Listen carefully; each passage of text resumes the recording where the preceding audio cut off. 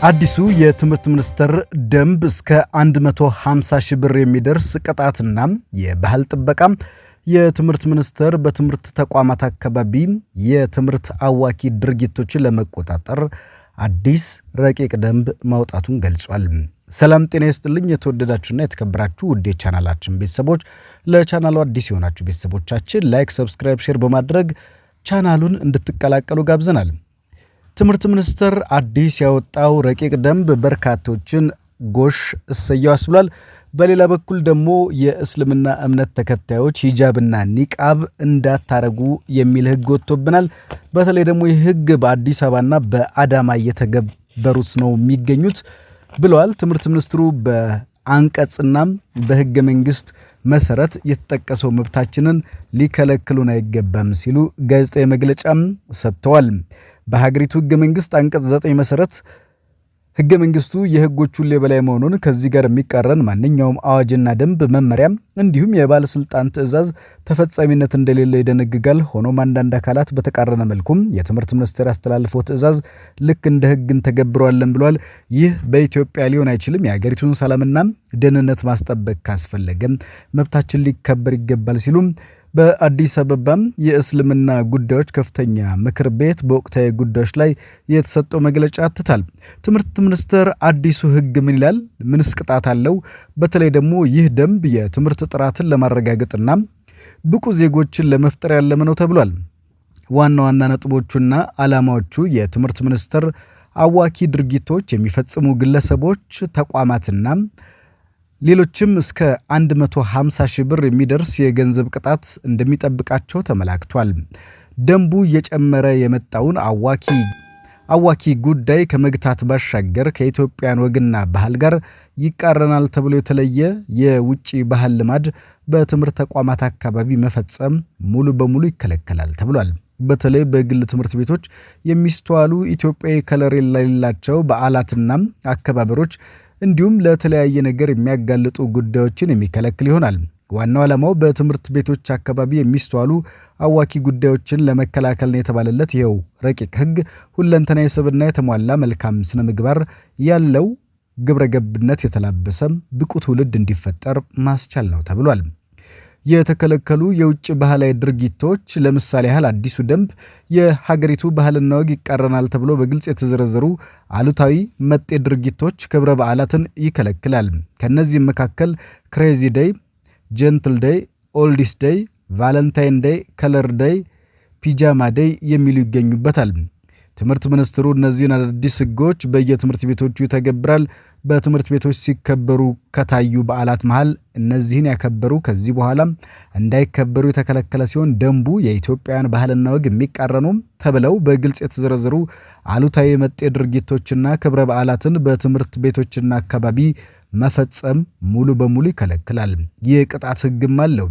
የሀገሪቱ ባህል ወግ ይቃረናል ከሚባሉ ድርጊቶች ውስጥ ክሬዚ ዴይ፣ ጀንትል ዴይ፣ ኦልዲስ ዴይ፣ ቫለንታይን ዴይ፣ ከለር ዴይ፣ ፒጃማ ዴይ የሚሉ ዴይ በዓላት በአጠቃላይ ይገኙበታል ተብሏል። እንደ ካፒታል ዘገባ ከሆነ በተጨማሪም የትምህርት አዋኪ ድርጊቶች የሚፈጽሙ ግለሰቦች 150 ሺህ ብር ትምህርት ሚኒስቴር በትምህርት ተቋማት አካባቢ የትምህርት አዋኪ ጉዳዮችን ለመከላከል ለመቆጣጠር ያለመ አዲስ ህግ ምክር ቤቱ አጽድቋል። ይህ ደንብ ከኢትዮጵያውያን ወግና ባህል ጋር ይቃረናል ተብሎ የተለየ የውጭ ባህሎችን እየጨመረ የመጡ አዋኪ ድርጊቶችን ለመግታት ያለመ ነው ተብሏል። የደንቡ ዓላማም በትምህርት ቤቶች አካባቢ የሚስተዋሉ አዋኪ ህጎችን በመከላከል ጥሩ ስነ ምግባር ያለው ግብረ ገብነት የተላበሰ ብቁ ትውልድ እንዲያፈሩ ማስቻል ነው። ትንባሆ ወይም ሲጋራም፣ ሽሻ፣ ጫት፣ አልኮል የናርኮቲክና ሳይኮትሮፒክ ዝርያ ያላቸው አደገኛ ህገወጥ መድኃኒቶች፣ እጾች በትምህርት ቤቶችና አካባቢው ይዞ መገኘት፣ መጠቀም፣ መሸጥ፣ ማብቀል፣ ማምረት ወይም መለወጥ የተከለከለ መሆኑን አስታውቋል። የአልኮል መሸጫና ማከፋፈያ ቤቶች፣ የሲጋራ መሸጫ ሱቆች፣ ሽሻ ቤቶች፣ ጫት መሸጫ መቃሚያ ቤቶች፣ ጭፈራ ቤቶች፣ ቁማር ቤቶች፣ የእንግዳ ማረፊያ ቤቶችና የሰውነት መታሻ ወይም ማሳጅ ቤቶች በአዲሱ ደንብ ተከልክለዋል። እንዲሁም ፊልም ማጫወቻም ቤቶች፣ ፕሌይስቴሽን ቤቶች፣ ዲኤስቲቪ ቤቶች፣ ከረምቡላ፣ ፑል፣ ጆተኒና የስፖርት ቁማር መጫወቻ ቤቶች እገዳ ከተጣለባቸው ድርጊቶች መካከል ተካተዋል። በተለይ በዛሬው ዕለት አዲስ አበባ እስልምና ከፍተኛ ምክር ቤት በወቅቱ ጉዳይ ላይ የሰጠው መግለጫ አለ።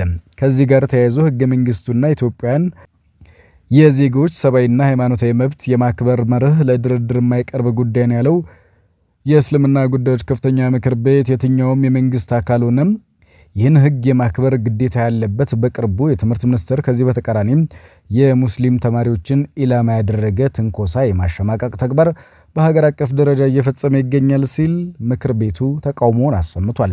ይህ ድርጊት የሙስሊሞችን ሃይማኖታዊ መብት ከመጣሱ በላይ የሀገሪቱ ሰላምን የሚያደፈርስ ተግባር ነው ብሏል። የአዲስ አበባ እስልምና ጉዳዮች ከፍተኛ ምክር ቤት ችግሩን ለመፍታት ከተለያዩ ከሚመለከታቸው አካላት ጋር መነጋገር፣ ውጥረቱን ማርገብ የተለያየ ጥረቶች ሲያደርግ እነዚህ ሁሉ ጥረቶች ሲደረጉ መቆየታቸውን ገልጿል። ሆኖም የትምህርት ሚኒስቴር አቅጣጫ ነው በማለት አንዳንድ አካላት በትንኮሳ ከመግፋት ውጪ ተጨባጭ ውጤት ለማምጣት ዝግጁነት የላቸውም ብሏል። ከዚህ ጋር በተያያዘም ይህ በመንግስት ደረጃ ኃላፊነትን ከተሸከመ አካል የማይጠበቅ አደገኛም የሚያስጠይቅ ይህ ህገ መንግስታዊ ተግባር ነው በማለትም ኮንነዋል። በመሆኑም በየትኛውም እርከን ላይ ያለ አመራር፣ የዩኒቨርሲቲ ፕሬዝዳንት፣ የትምህርት ቤት ርዕሳነ መምራት ከህገ መንግስቱ የሚቃረን የትኛውንም መመሪያም ትዕዛዝን መተግበር ህገ መንግስቱን መጣስ ድርጊቱን ከመተባበር የዘለለ አይደለም። ይህንን በማስተዋል ከጥፋት ተባባሪነት ራሳችሁ እንድታቀቡ ጥሪ እናደርጋለን። መሰል ተግባራት የሚሳተፉ በህግ ይጠየቃሉ፣ ከህግ ተጠያቂነት አያመልጡም ብሏል።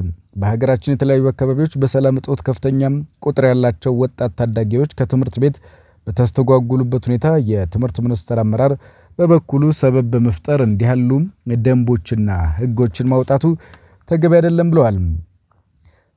ህገ መንግስታዊ መብትን ያለማክበርና ያለማስከበር የህገ መንግስታዊ ስርዓቱን አደጋ ላይ የሚጥል አደገኛ ጅማሮ ነው። በመሆኑም መንግስት የጉዳዩን አደገኝነት መደጋገም ታሳቢ ባደረገ መልኩ ዘለቄታዊ መፍትሄም የማይዳግም እርምጃም በአስቸኳይ እንዲበጅለት እንጠይቃለን ብለዋል። ህዝበ ሙስሊሙ የሙስሊም ተማሪዎች ችግሮችን ለመፍታት በሚደረጉ ጥረቶች ከመሪ ተቋሙ ጎን በመቆም በሰላማዊና ህጋዊ መንገድ ብቻ ለመብቱ እንዲታገል ጥሪ ያደረግን የደረስንበትን ደረጃ በየጊዜው ለህዝብ የምናሳውቅ ይሆናል ሲል የአዲስ አበባ እስልምና ጉዳዮች ከፍተኛ ምክር ቤት በዛሬው ዕለት በአዲስ አበባ በተቋሙ ቢሮ በሰጠው መግለጫ ገልጿል። የትምህርት ሚኒስቴር ከባህል ያፈነገጡ አንዳንድ ጉዳዮችን የተመለከተበትና ከኢትዮጵያ ባህል ጋር ይቃረናሉ ያላቸው ኢትዮጵያ ባህል በተቃራኒ ናቸው ያላቸውን አንዳንድ ድርጊቶች መከልከሉ በብዙዎች ዘንድ ሙገሳና ምስጋና አስገኝቶለታል።